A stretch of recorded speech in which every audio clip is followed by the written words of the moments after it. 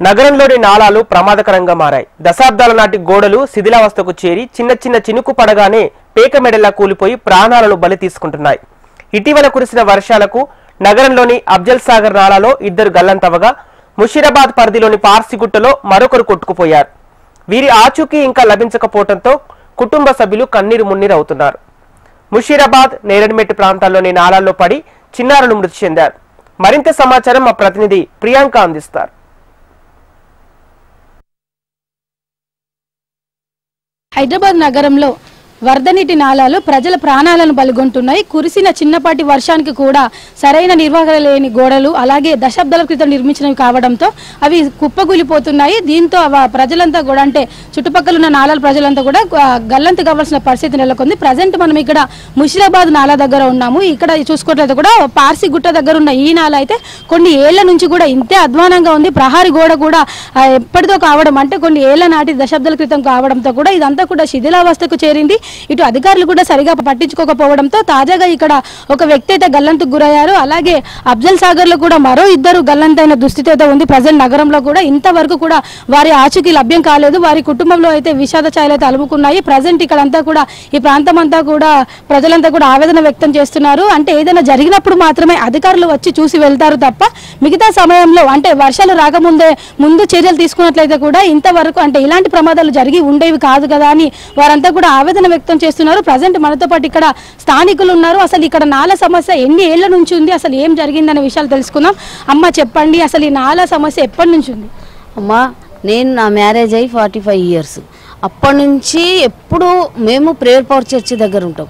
ఎప్పుడు ఇదే సమస్య అండి. ప్రేయర్ పవర్ చర్చిలో మొత్తం మునిగిపోతుండే, అక్కడ చుట్టుముట్టు ఇళ్ళకు మొత్తం నీళ్ళు పోయేది చాలా స్పీడ్తో. ఇది వచ్చే వాటర్ అంతా సికింద్రాబాదు ఈ గాంధీ హాస్పిటల్ నుంచి మొత్తం లోగా వస్తున్నాయి నీళ్లు, చాలా స్పీడ్గా వస్తాయి. మనిషి ఇంకా ఇప్పటికీ మేము ముగ్గురిని చూసినాం. అక్కడ నుంచి కొట్టుకొని పోయి చర్చి దగ్గర పడి మళ్ళీ తీసిండ్రు. ఇండ్లలో ఉన్న సామాన్లతో సహా ప్రతిదీ అన్నీ కొట్టుకొని పోయినాయి, తీసిండ్రు, శవాన్ని తీసిండ్రు. మరి ఇంతమంది నాయకులు కాదు కానీ సమస్య ఇది ఏంది అని తెలుసుకునే మనిషి లేరు. అంతే, ప్రతి సంవత్సరము నరకం. మొన్న పండుకున్న వ్యక్తి కూడా కొట్టుకొని వెళ్ళిపోయాడు పోయిన సంవత్సరం. విజయ్ అనే వ్యక్తి మా ఇంటి దగ్గరనే ఉంటాడు. ఇది ఎప్పటి వరకు ఇట్లనే కొనసాగుతుందండి? మరి ఏదైనా దీనికి పరిష్కారం చేయండి. ఆ కుటుంబాన్ని కూడా కొంచెం ఆదుకోవాలి. ఆ పాప మొన్ననే మ్యారేజ్ అయింది, ఒక చిన్న పాపనో బాబు ఉన్నాడు. మరి ఆ పిల్లలకు కూడా ఆమెకు గవర్నమెంట్ కొలువు ఇప్పించి వాళ్ళకు కూడా చేదో బీదలు వాళ్ళు ఆ అమ్మాయికి ఏదన్నా ఒక జాబ్ పెట్టించి ఇంట్లో కూడా కొంచెం ఏదన్నా వాళ్ళకు డబుల్ బెడ్రూమ్ ఇల్లు లేదు, వాళ్ళు కిరాయి ఇళ్ళలోనే ఉంటారు. వాళ్ళకి ఏదైనా చూపించాలని నేను ప్రభుత్వాన్ని కోరుకుంటున్నాను. అంతే. మీరు చెప్పండి సార్, ఇక్కడ పరిస్థితి ఎలా ఉంది నాలది? మ్యామ్, ఈ మార్టినేట్ స్కూల్ ఉంది కదా, నిన్న మా ఫ్రెండ్ అతను కొట్టుకుపోయిన అతను మా ఫ్రెండ్ గోడ ఈడికెళ్ళి వగిలింది. అలా గోడ స్లాబ్ వేసి గోడ అడ్డం పెట్టిరు. ఇంత ఇటు నీళ్ళు ఆ గోడ తాకి రిఫ్లెక్ట్ పడ్డది, ఈడ వగిలింది. అటు సపోర్ట్ ఉంది, ఆడ ఎత్తుగట్టు ఉండే, అందుకని ఆడ వగలలే. ఈడ వగిలినాక అది ఫ్లో మొత్తం అట్లా పోని ఆడ బండి ఆడ ఉండే, బండి ఆన్లైన్ బండి పక్కకి నేను చెట్టు ఉంది కదా, మొత్తం కరెంట్ బాక్స్ కనిపిస్తుందా మీకు? ఈ చెట్టు లోపడుకున్నా నేను కుక్కని ఇట్లా తీసుకొని పోతున్నట్టు ఇట్లా వచ్చేవారికి నాకు ఎదురుగా ఇంత వచ్చేసినాయి. అటు పక్కకి ఒక తాడు ఉంటుంది బట్టలారేసి, ఆ తాడు ఉందని ఆ చెట్టు ఎక్కేసి ఇట్లా ఎక్కేసిన. మా కోడలు అప్పటికి ఈ చెట్టు ఉంది కదా, ఈ నల్లది కర్రది, ఆ ఫ్లోటింగ్ లో ఆగుతుంది. అప్పటికి ఆడికి ఎక్కి ఆ డిష్ పట్టుకొని ఆమె జుట్టు పట్టేసిన, బేహోష్ అయిపోయింది. ఆమె బేహోష్ అయిపోయింది, జుట్టు పట్టుకొని అప్పుడు అందరు ఎక్కేసి అటు నుంచి అందరు ఎక్కేసి అందరం ఇద్దరిని గుంజారు. ఇక సేఫ్ అయినాం ఇద్దరం. వాడు ఒక్కడ ఎవరు లేకుండే, పబ్లిక్ ఎవరు లేకుండే చెప్పుకోవాలని ఆడున్నాడు. ఈడ పగిలినది ఫ్లోటింగ్ తో ఇలా కొట్టుకొని వెళ్ళిపోయింది. ఇంతవరకు వారి ఆచూకీ కూడా తెలియలేదు. ఈ గోడ బి కట్టి నేను చిన్న ఉన్నప్పుడు కట్టిన గోడ ఒక్కసారి క్లీన్ చేసినది లేదు, ఏం లేదు. మొత్తం పైకి దాకా ఆ పర్రలు ఎట్లా పడినాయి అంటే భూమిలోకి నీళ్ళు వస్తుండే. ఒక ½ hour వానకి ఆ కాలం పక్కన వాళ్ళు లేరు, భయపడి వెళ్ళిపోయారు భూమిలోకి. హౌస్ ట్యాంకులు ఉంటాయి కదా నీళ్ళు, అవైతే ఖరాబ్ అయిపోతున్నాయి. ఉట్టి నీళ్ళు వాసన మొత్తం ఖాళీ.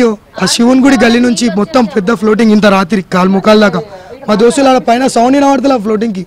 ఆ పైకి వెళ్ళి అంత ఫోర్స్ తోటి వస్తున్నాయి. మొత్తం ఒక రోడ్ లెవెల్ అయిపోయినాయి ఇక్కడికి మొత్తం ఇటు దాకా. నాలల్లో పూడిక తీయకపోవడం అయితే ఇది ఒక ప్రధాన కారణంగా కూడా చెప్పొచ్చు. ఇలా గల్లంతు కావడానికి కూడా అంటే పూడిక తీత సరైన సమయానికి తీయకపోవడము, అలాగే ఇటు అధికారులు కూడా అంటే కాంక్రీట్లు కూడా వీళ్ళంతా కూడా కాంట్రాక్టర్స్ అందరూ కూడా ఏదో పని చేశామా అన్నట్టు నామకే వాసుగా చేస్తూ ఉండడము, కేవలం వారి స్వార్థం కోసమే చూస్తుండడంతో ఈ అమాయక ప్రజల ప్రాణాలన్నీ కూడా బలిగొంటున్నాయి. ఇప్పుడు నాలలన్నీ కూడా కురిసిన చిన్నపాటి వర్షానికే చాలా చోట్ల కూడా వరద అంతా కూడా తీవ్రంగా వస్తూ ఉంటుంది. నాల పక్కన ఉన్న ఇండ్ల వారంతా కూడా తీవ్ర ఇబ్బందులు ఎదుర్కొంటున్నారు. అంటే చిన్న చినుకు పడిందంటే చాలు నాల మొత్తం ఆ పక్కనున్న గోడ లెవెల్ వరకు కూడా వాటర్ అంతా కూడా వరద తీవ్రంగా వస్తుందని, ప్రతిసారి వర్షాకాలంలో ఇదే ఉంటుందని, ముఖ్యంగా ఇక్కడ చూసుకున్నట్లయితే కూడా ఈ పార్సిగుడ్డ దగ్గర చూసుకున్నట్లయితే కూడా 44 ఏళ్లుగా కూడా ఇదే సమస్య కొనసాగుతున్నప్పటికీ కూడా అధికారులు కేవలం వస్తున్నారు పోతున్నారే తప్ప ఇంతవరకు ఎవరు ఎటువంటి రక్షణ చర్యలు చేపట్టలేదని, ఇటు ప్రహారీ గోడ గురించి కూడా వాళ్ళకి ఎన్నోసార్లు కంప్లైంట్ ఇచ్చినప్పటికీ కూడా అంటే వాళ్ళు ఇంతవరకు ఎటువంటి చర్యలు చేపట్టలేదంటే ఇక్కడ స్థానికులంతా కూడా తీవ్ర ఆవేదన వ్యక్తం చేస్తున్నారు. సో మొత్తానికి చూసుకున్నట్లయితే కూడా ఈ ప్రాంతం అంతా కూడా విషాద ఛాయలనుకున్నా ఇప్పటికైనా సరే అధికారులంతా స్పందించి ఉన్నతాధికారులంతా స్పందించి వెంటనే ఇక్కడ రక్షణ చర్యలు చేపట్టాలని, ఇక్కడ వెంటనే ఒక నాణ్యత కలిగిన గోడని నాల చుట్టుపక్కలంతా కూడా కట్టాలని కూడా వీళ్ళంతా కోరుతున్నారు. విడుదల సతీష్తో ప్రియాంక, HM TV, హైదరాబాద్. ఆదివారం రాత్రి కురిసిన భారీ వర్షానికి వరద నీటి నాలాలో గల్లంతైన దినేష్ కుటుంబ సభ్యుల దగ్గర మనం ఉన్నాము. ఇప్పటి వరకు కూడా ఆయన కోసం రక్షణ చర్యలు అయితే కొనసాగుతూనే ఉన్నాయి. ఇటు హైడ్రా సిబ్బంది కావచ్చు, అలాగే DRF బృందాలు, రెస్క్యూ టీం అంతా కలిసి కూడా ఇంకా గల్లంతైన వ్యక్తి కోసం అయితే రక్షణ చర్యలు చేపడుతూనే ఉన్నారు. ప్రజెంట్ మనం ఇక్కడ వాళ్ళ కుటుంబ సభ్యులతో ఉన్నాము. మనం ఇక్కడ చూడొచ్చు ఆ దినేష్కి ఒక చిన్న బాబు కూడా ఉన్నాడు. ఇక్కడ అంతా కూడా విషాద ఛాయలు అయితే అలుముకున్నాయి. వారి కుటుంబ సభ్యులతో మాట్లాడే ప్రయత్నం చేద్దాము. చెప్పండి, అసలు ఘటన ఎలా జరిగింది? మా రోజు ఇంటికి వచ్చిండు, జరసేపు కూర్చున్నాడు, ఛాయ్ పెడితే తాగుతానంటే జర ఆగు డాడీ తాగుదామని పోయిండు. ఇప్పుడు వస్తా అని చెప్పి పోయిండు. అక్కడ ఎవరో దోస్తు వాళ్ళకు ఆపతున్నదని పోయి ఆ బియ్యం సంచి ఏదో తీసుకుపోయి అక్కడ లోపల పెట్టి అంత లోపల కథం ఇది అయిపోయి అందులోకి వెళ్ళిపోయిండమ్మ, గోడ కూలిపోయి అట్లా. ఎందుకంటే నా కొడుకు ఇప్పుడు పడి 3 రోజులు అవుతుంది, ఇంతవరకు ఏ రెస్పాన్సిబుల్ లేదు. నా కొడుకు బాడీ దొరికితే చాలు, నాకు అదే సంతోషం అమ్మ. అమ్మ మీరు చెప్పండి, ఇప్పుడు DRF బృందాలు అలాగే అంటే రక్షణ చర్యలు అన్నీ కూడా చేస్తున్నారు కదా, ఇంతవరకు ఆచూకీ దొరకలేదు. సో మీ ఫ్రెండ్స్ అంటే మీ కుటుంబ సభ్యులంతా కూడా కలిసి వెతుకుతున్నారని మేము విన్నాము. అలాగే దినేష్కి సంబంధించిన బండి కూడా ప్రేయర్ హౌస్ దగ్గర దొరికిందన్నారు. అక్కడ దొరికింది మేడం, దొరికింది కానీ తొందరగా దొరుకుతున్నాడు మేడం. 3 రోజులు అవుతుంది. మా బాబుని మా చెల్లెకి అప్పచెప్పండి ప్లీజ్, అందరు దండాలు పెడుతున్నా. నేను ఎంత తొందర దొరుకుతుంది అంత మేడం, అంత బాడీ మొత్తం గలీజ్గా అయితే బాగుండదు. అసలు ఇంతవరకు జాడ దొరకకపోవడంతో కుటుంబ సభ్యులంతా కూడా ఆందోళన వ్యక్తం చేస్తున్నారు. ఇటు అధికారులు కూడా అసలు ఏమి ఇన్ఫర్మేషన్ సరిగా ఇవ్వడం లేదని కూడా చెబుతున్నారు.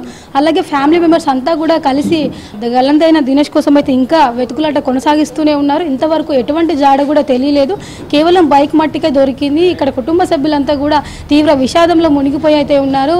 దినేష్కి ఒక చిన్న బాబు ఉన్నారు, అలాగే వారి వైఫ్తో మనం మాట్లాడే ప్రయత్నం చేద్దాము. చెప్పండి అమ్మ. 3 days అవుతుంది ఈ రోజుతో, ఇప్పటి వరకు బాడీ దొరకట్లే. నా భర్త నాకు కావాలి. ఎక్కడ పట్టుకోపోయిండో ఏమో తెలియదు నాకు. దయచేసి బాడీని అప్పగియండి మాకు.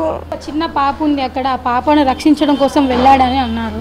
అవును, వాళ్ళకి హెల్ప్ చేయడానికి వేయిండంట. తర్వాత అక్కడ బండి పెట్టినాడంట, గోడకి బండి తీస్తుంటే ఆ గోడ ఇరిగిపోయి అందులో స్కిప్ అయ్యి పడిపోయినా అని చెప్పి అంట. నేషనల్ వర్కర్స్ వెల్ఫేర్ ట్రస్ట్ మాది. మేము అమ్మాయి తరపున రాజమణి వాళ్ళ మేడం వాళ్ళు, మా మేడము తనకి చిన్నప్పటి నుండి చూసి పోషించి అమ్మాయి మ్యారేజ్ చేసింది. అమ్మాయికి ఎవరు లేరు, సో మేమే ఉన్నాము. ఏంటంటే ఇన్ని రోజులైంది అమ్మాయి కోసం వాళ్ళు చాలా నెగ్లెక్ట్ అయితే జరుగుతుంది. ఎందుకంటే అమ్మాయికి చాలా వరకు నష్టపోయింది. ఎందుకంటే అది అక్కడ అలా కావడానికి కారణం ప్రభుత్వం నిర్లక్ష్యమే. ఇలాంటి వాళ్ళు ఎంతో మంది ప్రాణాలు కూడా కోల్పోతారు. సో అది ఇప్పటికైనా కూడా ప్రభుత్వం దాన్ని చేపట్టి అది ప్రహారీ కూడా నిర్మించి చాలా స్ట్రాంగ్గా పెట్టాలి. ఎందుకంటే చాలా పెద్ద నాల అది. ఎందుకంటే అమ్మాయికి మేము అడుగుతున్నది ఏంటంటే అమ్మాయి లైఫ్ కోల్పోయింది ఆల్రెడీ. ఇప్పుడు అమ్మాయికి బాబు ఉన్నాడు, ఆ బాబుకి కూడా స్టడీ పర్పస్ కూడా కావాలి. ఇంకా అమ్మాయికి మేము ఇక్కడ ఎమ్మెల్యేలు కానీ ఎంపీస్ కానీ ఎవరికైనా మేము అదే చెప్తున్నాము, అక్కడ అమ్మాయికి న్యాయం జరగాలి. 50 లక్షల వరకు మేము డిమాండ్ చేస్తున్నాము. సో ఇంకా డబుల్ బెడ్రూమ్ కూడా ఇవ్వాలి, అమ్మాయికి ఉద్యోగం కూడా కల్పించాలి. ఎందుకంటే అమ్మాయికి ఇప్పుడు దాదాపుగా 24 years మాత్రమే. సో మేము ఇవన్నీ కల్పించాలని మేము కోరుకుంటున్నాము. అమ్మాయికి అయితే న్యాయం జరగాలి. సో ఇంకో ఇలాంటి ప్రాబ్లము వేరే వాళ్ళకి జరగకుండా ఉండాలి. ఆ తల్లిదండ్రులు చాలా బాధపడుతున్నారు. మార్నింగ్ నుంచి చూస్తున్నాము. ఎంతమంది కొడుకులు ఉన్నా కూడా తనలాంటి వాళ్ళు ఉండాలి అనేసి అనుకుంటున్నారు. ఇప్పటివరకు బాడీ కూడా దొరకలేదు. సో ప్రభుత్వం అది చేపట్టి అది ఇప్పటివరకైనా కూడా ఇప్పుడు బాడీ దొరకకపోయినా కూడా అమ్మాయికి అయితే కుటుంబానికి న్యాయం చేయాలి. ఆ బాడీ కూడా ఎందుకంటే ఎవరైనా అనుకుంటారు ఇప్పుడు ఇది జరుగుతూనే ఉంటుంది, కాకపోతే ఆ బాడీ అన్న దొరికితే వాళ్ళు సంతృప్తిగా వాళ్ళు పూడ్చిపెట్టుకుంటారని నేను అనుకుంటున్నాను. మేడం చెప్పండి సార్, అంటే ఇక్కడ నాలా కేవలం అధికార నిర్లక్ష్యం వల్ల వారు పట్టించుకోకపోవడం వల్ల ఆ నాలా పక్కన ఉన్న గోడ అంతా కూడా శిథిలావస్థకి చేరి ఇట్లా కూలిపోవడం జరిగింది. సో దాని మీద మీరేమంటారు? అధికార నిర్లక్ష్యం అయితే జరిగింది. ఆ అధికార నిర్లక్ష్యం జరగకపోయినట్టే అది పాత నాల, పాత గోడలు ఉన్నాయి. అక్కడ బైక్ నుండి వస్తుంటే ఆ గోడ కూలిపోయి వాటర్లో కొట్టుకొని వెళ్ళిపోయాడు మనిషి. చిన్న ఏజ్ వ్యక్తి. ఆ భార్య కూడా ఏదో అనాథ స్కూల్లో చదువుకొని తల్లిదండ్రులు లేని పిల్ల అమ్మాయి. వీళ్ళు ఇప్పుడు చెప్పారు కదా, వాళ్ళు చిన్నప్పటి నుండి పెద్దగా చేసి ఇంటర్ కంప్లీట్ అయ్యి డిగ్రీ సెకండ్ ఇయర్ వరకు చేసింది. వీళ్ళ సంస్థ వీళ్ళ పిల్లలకి ఇచ్చి పెళ్లి చేయడం జరిగింది. అనాథ అమ్మాయికి ఒక ఇంటి పిల్లని చేసి ఒక పెద్ద సంసారంగా మంచి బైక్ ఎదగాలని వాళ్ళు కష్టపడి చేస్తే ఇప్పుడు మళ్ళీ అనాథగానే అయిపోయింది. అనాథ కాకుండా ప్రజలు అధికార పార్టీ ప్రభుత్వం ఏదైతుందో వాళ్ళు అమ్మాయికి ఒక ఉద్యోగం ఇప్పించాలని చెప్పి ఒక 50 లక్షల ఎక్స్ప్రెస్ ప్రకటించాలి. ఒక డబుల్ బెడ్ మన ఇంద్రమ్మ ఇల్లు అన్న ఇవ్వాలి. అది ఇచ్చేది కూడా ఏమి జరగకముందుకే కంప్లీట్. ఇప్పుడు డెడ్ బాడీ ఇంకా దొరకలేదు. ప్రభుత్వం ఇంకా చర్య తీసుకొని వాళ్ళ పాలిటెన్స్ పెట్టేసి టీంలను పెట్టి ఇంకా కూడా త్వరగా దొరికేటట్టుగా కష్టపడి చేపించి వాళ్ళకి అందజేయాల్సిందిగా కోరుతున్నాం. చిన్న పాపని రక్షించడం కోసం వెళ్ళి అనుకోకుండా పాతకాలం నాటి ప్రహారీ గోడ కూలిపోవడంతో అనుకోకుండా ప్రమాదశాతం పడ్డాడు దినేష్. దీంతో ఇక్కడ కుటుంబం అంతా కూడా ఇప్పటి వరకు అతని జాడ దొరకకపోవడంతో ఇక్కడంతా కూడా విషాద ఛాయలు అలుముకున్నాయి. ఆ తల్లి అయితే ఆ గుండెలు అవిసిపోయేలా కూడా రోధిస్తుంది. ఇప్పటికి కూడా ఇంతవరకు కూడా దినేష్ జాడైతే దొరకలేదు. ఇప్పటికైనా సరే మా కొడుకుకు వచ్చినట్టు ఈ సమస్య ఇలాంటి ప్రమాదాలు మళ్ళీ ఎవరికి జరగకూడదని కూడా ఇక్కడ తల్లి కోరుకుంటుంది. అలాగే కుటుంబ సభ్యులంతా కూడా ఈ కుటుంబానికి ఏదో ఒక సాయం చేయాలని ప్రభుత్వం అలాగే ఉన్నతాధికారులంతా కూడా ఆదుకోవాలని కుటుంబ సభ్యులు కోరుతున్నారు. విడుదల సతీష్తో ప్రియాంక, HM TV, హైదరాబాద్.